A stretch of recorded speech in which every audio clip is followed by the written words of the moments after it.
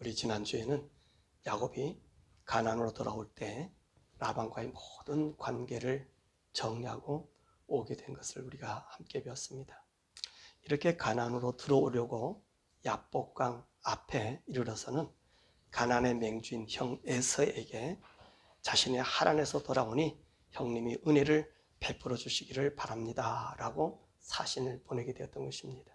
그랬더니 이 사신들이 돌아와서 하는 말이 에서가 지금 400명의 사람들을 거느리고 지금 야곱을 맞으러 온다고 하는 이야기를 듣게 됩니다. 그러니까 이 야곱이 큰 근심에 빠지게 됩니다. 그래서 그는 묘안을 강구하지요. 그 묘안이 뭐냐면 형 에서에게 줄 선물을 짐승떼를 만들고 또 자기와 함께 있는 짐승떼를 둘로 나누어서 만약에 사태를 대비해서 피할 길을 예비합니다. 자, 이렇게 대비책을 세웠으나 이것으로도 오늘 야곱의 마음이 놓이지 않았습니다. 그래서 그는 짐승의 떼와 사람들 다 야복강을 건너가게 한 후에 홀로 남아 있었는데 어떤 사람이 와서 이 야곱과 밤새도록 씨름하다가 이 사람이 하는 말이 내가 너하고 싸우면서 이길 수 없으니까 나를 가게 해달라 그렇게 요청했습니다. 요청했음에도 야곱이 놓지 않으니까 오늘 야곱의 한도뼈를 치고 여기 허벅지 관제라 그랬는데 이 한도뼈를 쳐서 오늘 절기하고 그리고 그 사람으로부터 이제 새로운 이름 이스라엘이라고 하는 이름을 받고 다리를 절름거리면서 이 새벽에 이 분엘이라고 하는 곳에 나왔다고 하는 말씀입니다. 자, 그러면 야곱은 왜 이런 두려움에 빠졌을까요? 야곱이 가장 두려워하던 것이 무엇입니까? 그는 다름 아닌 형 에서라는 것입니다. 형의 장자권을 이양을 받고 아버지의 축복을 받은 야곱은 사실상 이삭의 장자가 되었고 그리고 하나님의 언약 안에 들어가게 된 것입니다. 그러나 이 장자권을 넘기고 하나님의 복에서 죄된 에서는 하나님의 언약 밖에 사람이 되었으며 이방인으로 전락된 것입니다. 에서는 이것에 대한 분노가 대단하였습니다. 그래서 그는 야곱을 죽이려는 마음을 굳게 가지고 있었던 것입니다. 이것을 한 리브가가 이삭에게 말해서 야곱을 하란으로 피신시킨 것입니다. 이렇게 20년의 세월이 흘러도 형 에서에게 자신이 돌아온다는 소식을 전하니까 이 에서가 이 야곱을 죽이려고 400명의 사람을 데리고 오니 야곱이 얼마나 큰 두려움에 빠지겠냐는 것입니다. 야곱은 이렇게 생각했습니다. 20년이 지났으면 혹시 형의 분노가 풀렸으리라 생각하였을 것입니다. 그런데 에서는 이 원한 품을 그대로 간직하고 있었던 것입니다. 인간은 자신의 아픈 기억을 잘 잃어버리지 않습니다. 더욱이 원한은 바로 잊혀지지 않습니다. 아무리 오랜 세월이 지나도 그것은 어제와 같은 것입니다. 에서는 20년간 묻어온 분노와 원한이 야곱이 보낸 사람들을 통해서 그 분노가 어제의 일처럼 생생하게 되살아난 것입니다. 그러니 이제는 이삭과 리브가가 집안에 있는 것이 아니라 에돔 들녘에 있으니 부모의 눈치를 보지 않고 이 원한을 풀 기회가 된 것입니다. 그래서 그는 이 400명의 사람들을 동원해서 야곱을 죽여 복수를 하려 한 것입니다. 우리들의 분노와 원한은 인간의 마음에서 정말로 지워지지 않는다는 것을 볼 수 있습니다. 자, 이때 야곱은 치밀한 계획을 세웁니다. 먼저 자기의 소유를 나누어서 이것을 두 떼로 나눕니다. 그래서 왜 두 떼를 나누냐면 한 떼를 치면 다른 한 떼가 다른 곳으로 피하는 계획입니다. 세 번째로 이 떼들 중에서 여종과 그 아들들을 두고 그리고 다음 때는 레아와 그 아들을 두고 마지막에는 라헬과 그리고 자기 아들을 두게 합니다. 자, 이런 계획을 세워도 야곱은 도저히 마음에 놓이지 않습니다. 그래서 그는 어떻게 합니까? 하나님께 기도를 드리기를 시작합니다. 그래서 하나님 앞에 기도를 하면서 하나님이 자기에게 언약해 주신 그 언약을 되새기게 하는 것이지.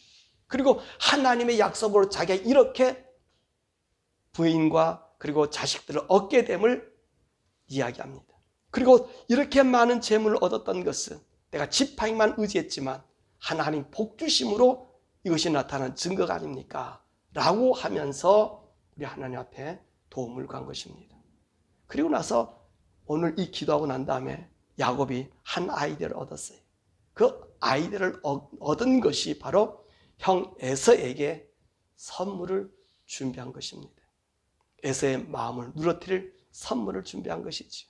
그래서 양이 200마리에 수양이 20마리, 암염소 200마리에 수염소 20마리, 젖나는 낙타 30마리와 그 새끼들, 암소 40에 황소 10마리, 암낙이 20에 그 새끼 10마리, 총 540마리에 젖나는 이 낙타 새끼들을 포함하면 적어도 550마리의 짐승을 준비합니다. 이것으로써 에서의 마음을 녹이려고 한 것입니다. 그리고 그 다음날 아침에 에서에게 보낼 선물을 때를 이루어서 먼저 야복강을 건너지요. 그리고 이런 묘책을 줍니다. 이 짐승의 때를 한꺼번에 550마리 이상을 갖다 주는 게 아니라 이것도 4때를 나누어서, 그래서 이 때도 간격을 두어서 가게 하는 것입니다. 그래서 이 에서가 그 선물을 보고 처음에 마음이 안 차면 그 다음 때 보고 마음 차게 하고, 그 다음 때 보고 마음 차게 하고, 그 다음 때 보고 마음을 차게 하는 그런 수를 쓰게 된 것입니다. 그러면서 뭐라고 얘기하죠? 너희들은 누구냐면 야곱이 그 형 에서에게 드릴 선물입니다. 야곱은 저 뒤에 오고 있습니다 라고 이야기하라는 거예요. 모든 때를 관리하는 종들에게 똑같이 말하라고 일러줍니다. 아주 묘한 중에 묘한을 얘기하는 것이죠. 그리고 이들 먼저 야복강을 건너서 에서에게 보냅니다. 야곱은 이렇게 에서에게 줄 선물을 보내고 난 다음에 밤에 일어나서 두 아내와 아들들과 모든 짐승을 야복강으로 건너가게 합니다. 그리고 그는 홀로 야복강에 남아 있었다는 것입니다. 자, 그럼 야곱은 왜 이 야복강에 홀로 남아 있었습니까? 야곱은요, 에서를 향한 불안감을 도저히 떨쳐버릴 수 없었습니다. 하나님의 언약을 말씀을 되새기며 기도도 드렸고, 그리고 형의 마음을 녹일 작전도 치밀하게 세워서 선물도 준비하였음에도 불구하고 그의 마음은 더 불안했던 것입니다. 그래서 그는 그 야복강에 남아 있었는데, 그런데 어떤 사람이 나타나서 이 야곱과 함께 밤새도록 씨름하고 있었다는 것입니다. 이분이 누굽니까? 야곱은 아마 이분을 하나님의 사자로 생각했던 것 같습니다. 그는 하나님의 사자와 씨름한 것이지. 야곱이 자기의 자존심을 걸고 지금 어느 누구와 싸움할 겨를이 있습니까? 야곱에게는 없어요. 그 여유가 없습니다. 누가 시비를 걸어도 피해야 할 상황이 아닙니까? 그런데 야곱이 이분과 밤새도록 씨름을 하였다고 하면 바로 이분이 바로 하나님의 사자였다고 생각한 것이 분명하다는 것입니다. 그래서 끝까지 야곱이 이 사람과 붙들고 씨름하고 있습니다. 날이 새려갈 때 이분이 뭐라 얘기하죠? 자신을 놓아달라고 얘기합니다. 그리고 이분은 뭐라고 얘기하는? 내가 야곱을 이길 수 없음을 알았다고 얘기합니다. 그럴 때 야곱이 뭐라고 얘기합니까? 이분에게 자신에게 축복해달라고 그럽니다. 자, 무슨 축복을 해달라고 했었을까요? 자신의 불안감, 즉 에서로부터 자신과 자신의 가족들을 보호해달라는 것이 아니었겠습니까? 야곱은 적어도 이분이 자신에게 축복을 빌어주면 반드시 에서의 원한을 풀게 할 수 있다고 믿었던 것입니다. 그때 이분이 뭐라고 말씀하시죠? 내 이름이 무엇이냐? 야곱입니다. 너는 다시는 야곱이라 부르지 말라. 그리고 이스라엘이라 불러라. 이스라엘이라고 왜 불러야 합니까? 너는 내가 하나님과 사람들과 더불어 싸워서 이겼다 라고 말씀하시면서 너는 이스라엘이라고 부르게 한 것입니다. 그때 야곱이요 물어봐요. 당신의 이름이 무엇입니까? 그때 이분이 뭐라 말씀하시죠? 내 이름을 왜 묻느냐? 그리고서 이분이 야곱에게 복을 내리고 떠나갔습니다. 그때 야곱은 무엇이라고 고백하고 있습니까? 내가 하나님을 대면하여 보았다 라고 말합니다. 이 야곱은요, 야복강에서 하나님과 밤새도록 씨름을 하였던 것입니다. 자, 우리는 이 장면에서 하나의 의문을 갖고 되는 말씀이 있습니다. 야곱이 하나님과 직접 씨름을 하였을까라고 하는 것입니다. 그래서 거의 모든 사람들은 이 말씀을 이렇게 하지요. 야곱이 전력을 다하여 기도를 드린 것이다. 그래서 저도 그러고 우리 모두 그러고 야곱과 같이 기도하자고 힘을 다해서 기도하자고 이야기합니다. 그런데 오늘 본문의 말씀 보면 이것은 기도가 아니라 야곱과 하나님이 직접 씨름을 하였다고 말하고 있습니다. 우리는 하나님 말씀을 그대로 믿는다면 오늘의 말씀은 하나님께서 직접 야곱과 씨름한 것으로 믿어야 합니다. 왜 그렇습니까? 거의 두 가지가 있습니다. 첫째는 야곱의 말에 의해서입니다. 30절에 뭐라고 얘기했죠? 내가 하나님을 직접 대면하였다 라고 했습니다. 두 번째로 그의 환도뼈를, 그러니까 그 허벅지의 관절을 쳤다는 거예요. 그분이 쳐서 야곱이 위결시켰다는 것입니다. 이것은 누군가에 의해서 직접적인 타격을 받았음을 말하고 있는 것입니다. 그래서 오늘 본문의 말씀을 액면 그대로 믿는 것이 타당하다는 것입니다. 그렇다면 우리의 질문이 있습니다. 야곱이 하나님의 얼굴을 대면하여 보고도 살 수 있었느냐 하는 것입니다. 의심이 들죠? 자, 모세가 그랬잖아요. 여호와 하나님 그 율법을 주고 성막을 주고 그 모든 하나님의 그 말씀을 받아가지고 호렙산에서 하나님 만났을 때 모세가 뭐라 얘기합니까? 하나님 좀 보여주십시오. 얼굴 좀 보여주십시오. 그러니까 여호와께서 뭐라 말씀하십니까? 나의 얼굴을 보고 살 자가 없느니라. 그래서 하나님께서는 뭐라 말씀하십니까? 얼굴은 보지 못하지만 내 등을 봐라. 그래서 등을 보여주셨어요. 그러니 야곱과 씨름한 분은 하나님일 수가 없다고 한 것입니다. 그래서 사람들이 이것을 하나님 앞에 이 야곱이 밤새도록 기도하였다고 그렇게 해석했습니다. 저도 그랬습니다.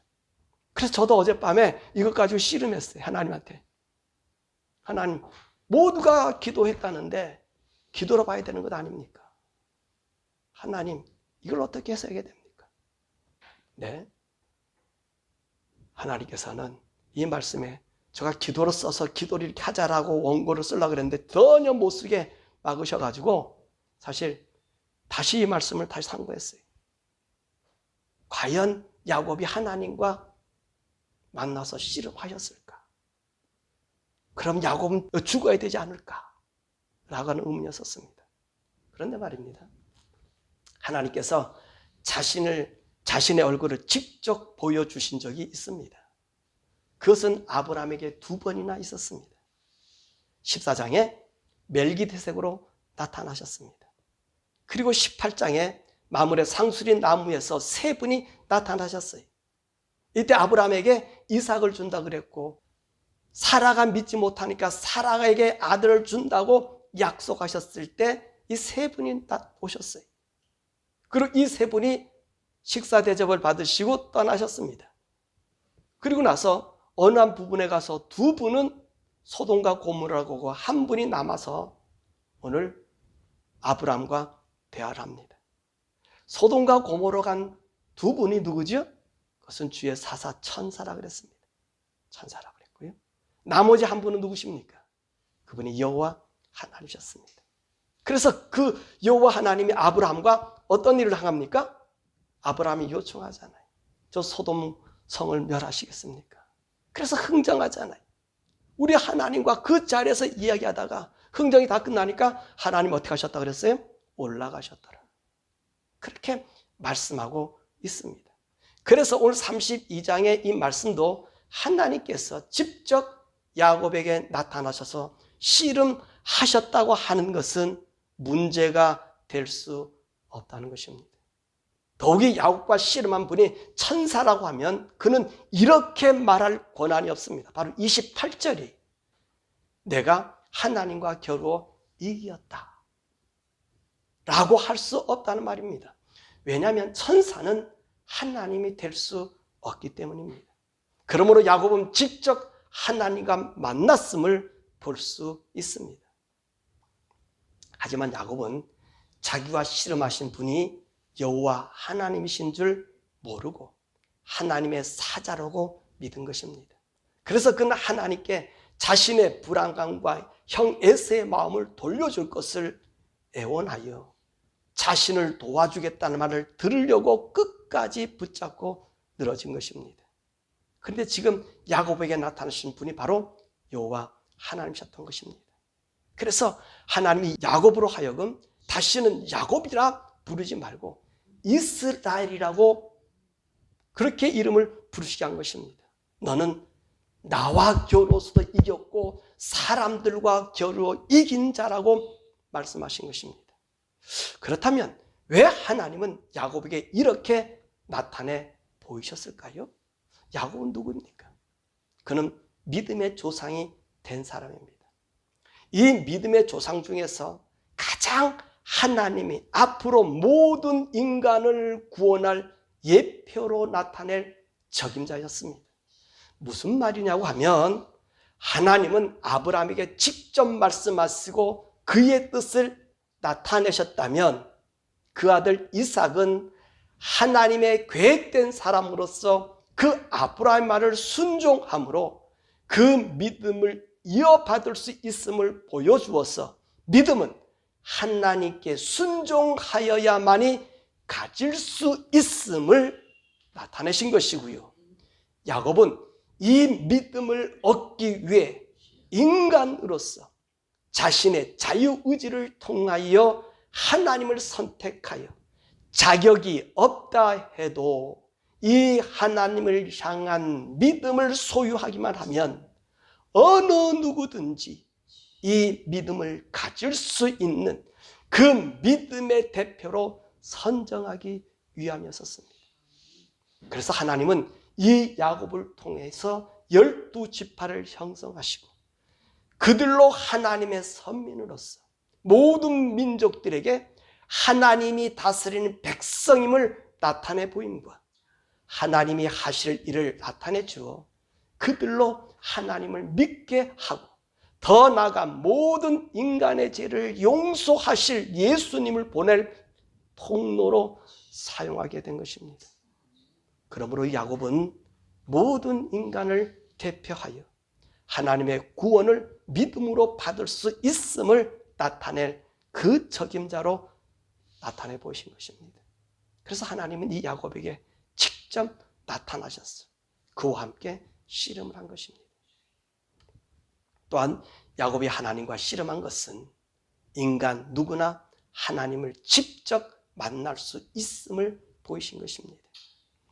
하나님은 신이라는 존재로서 인간을 억압하고 통제하시는 분이 아니라 인간 개개인을 만나시는 아버지란 사실을 보여주고 있다는 것입니다.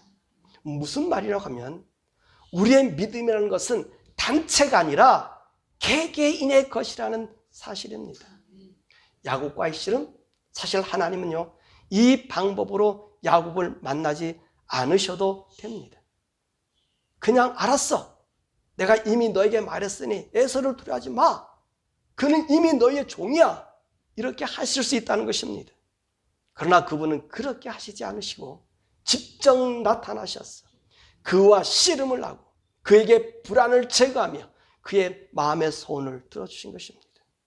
이것이 바로 믿음은 하나님과 개개인과의 관계임을 보이신 것입니다.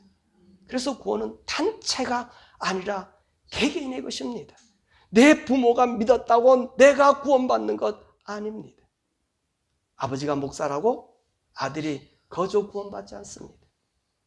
내 아버지가 도둑놈이고 강도라 해서 그 자녀가 구원받지 못할 이유가 없다는 것입니다. 그가 어느 조건과 어느 환경에 살아도 우리 예수님을 믿으면 구원받음을 오늘 야곱을 통해서 보여주고 있습니다. 왜 하나님께서 야곱에게 지셨다고 하셨을까요? 하나님은 질 수 있는 분이십니까? 아니죠. 하나님은요, 어느 누구든지 또 누구에게든지 지실 수 있는 분이 아니십니다. 모든 피조물이 다 대항하여 하나님 앞에 이제 반결을 든다 해도 하나님을 이길 수 있는 존재는 이 땅에 어느 누구도 없습니다. 그래서 하나님이 창조주 하나님이시지요. 그런데 하나님은 야곱에게 지셨다고 선언했습니다. 이렇게 하나님께서 말씀하신 이유가 무엇일까요? 거기에는 두 가지 의미가 있습니다. 첫째로 야곱의 끈질김입니다. 오늘 말씀에서 야곱의 모습이 무엇입니까? 끝까지 하나님을 붙잡고 놓지 않았다는 것입니다.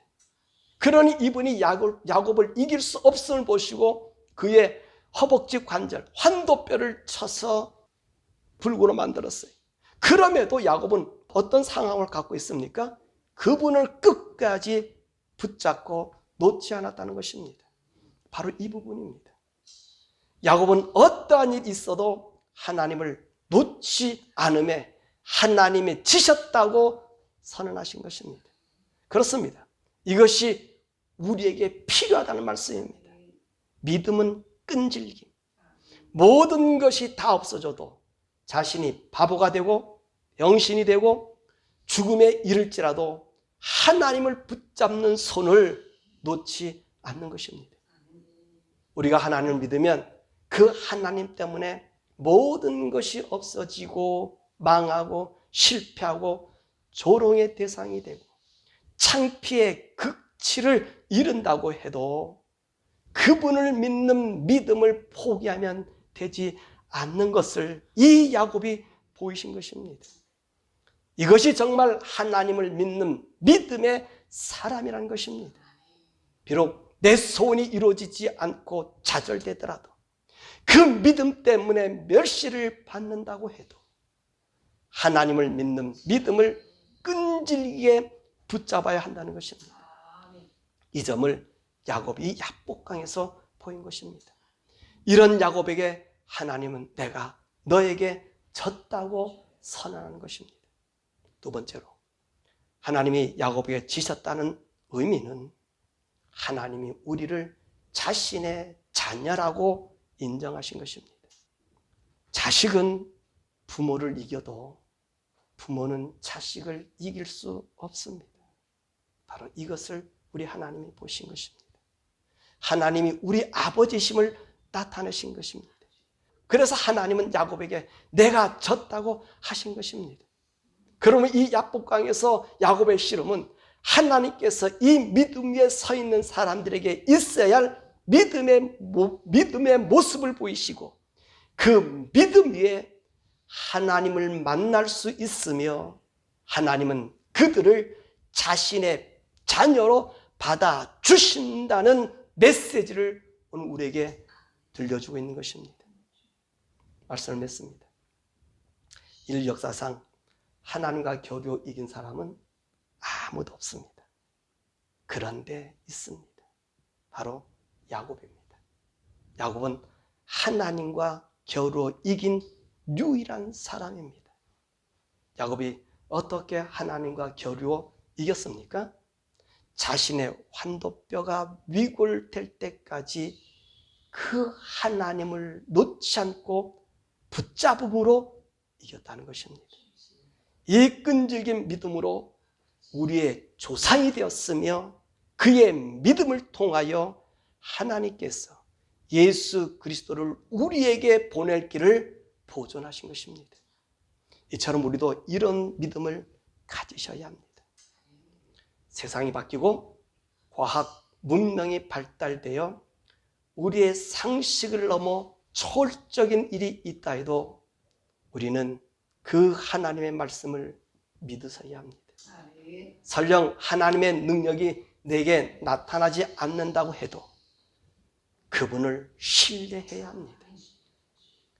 이것이 필요한 시대가 요즘입니다. 세상은 약삭 빠른 사람들로 인해서 이 세상이 변하고 있습니다. 교회도 이 약삭 빠른 사람들로 인해서 세속화가 되고 하나님의 말씀이 희석되고 오늘날 종교 다원주의가 판을 치게 하였고 교회는 이것을 받아들임으로 아주 하나님의 사랑을 잘 나타내는 것으로 둔갑시키고 있습니다. 이것이 변절입니다. 이것이 죄악입니다. 그리고 이것은 하나님을 부인하는 일입니다. 하나님의 구원을 외치나 복음이 아닙니다. 야곱과 같은 끈질김이 있어야 합니다. 내가 믿는 그 하나님을 어떤 환경이나 처지에서 섞이거나 섞이려 해서는 안 된다는 것입니다. 그 말씀을 믿고 그 말씀으로 오는 환난을 당해도 끝까지 믿어야 한다는 것입니다. 그것이 오늘 우리 성도들에게 필요합니다. 기독교의 잘못된 아량, 은혜는 모든 사람들로 하여금 예수님을 믿지 못하게 하는 길로 인도하는 것입니다. 하나님의 복음을 복음으로 남게 하는 것은 오직 그 복음을 있는 그대로 믿는 것입니다. 그것에 어떤 것도 섞이게 해서는 아니 됩니다. 그래야 나도 구원받고 우리 자녀도 구원받고 그리고 이웃들을 구원할 수 있게 된다는 것입니다. 오늘 우리 성도들의 위치가 너무나 중요합니다. 예수님 말씀에 그 어떤 것도 섞이지 않도록 경계해야 하고 그 믿음을 지켜나가는 순교의 정신이 필요한 때입니다. 이를 위해 야복강의 야곱과 같이 내 환도뼈가 위골된다 해도 그 하나님을 붙잡아 이 믿음을 지키고 우리의 후세들에게 온전한 길을 남겨두어야 한다는 것입니다. 바라고나께는 바로 우리 성도들과 또 이 방송을 보시는 오늘 우리 성도님들, 여러분들이 이 복음을 지킬 사명을 가진 사람들입니다. 다른 복음을 섞이지 마십시오. 무식하게 예수를 믿으세요. 다시 말씀드립니다. 예수는 무식하게 믿으셔야 합니다. 이 예수님을 믿는데 꼴통이란 소리를 들을 수 있어야 합니다. 그래야 이 복음이 간직되고 전할 수 있습니다. 그리고 야곱이 그 이름을 이스라엘이라고 불려진 것처럼 우리 모두는 주님이 이 땅에 재림하시는 날 그 영광스러운 주님 앞에 주님이 불러주실 지금 우리의 이름이 아닌 영광스러운 새 이름으로 우리를 불려지게 될 것입니다. 그날을 사모하며 이 믿음의 순례길에서 우리 승리하시는 우리 모든 성도님 되시기를 간절히 축원합니다.